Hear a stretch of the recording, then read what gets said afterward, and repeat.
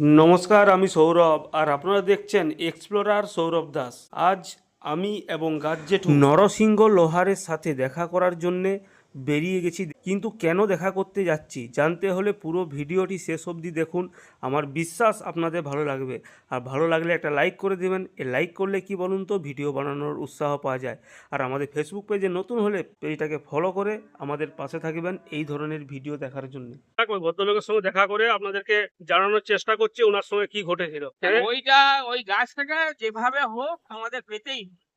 এটাই আমাদের দৃঢ় সংকল্প। অদ্ভুত ক্ষমতা গাছটার, যাই মানুষকে, একটা সুস্থ মানুষকে সে বেমালুম তাকে ভুলিয়ে অন্য পথে তাকে পরিচালিত করতে হবে। গত পরশু 28, 27, 26 তারিখ নামটা নরসিংহ লোহার।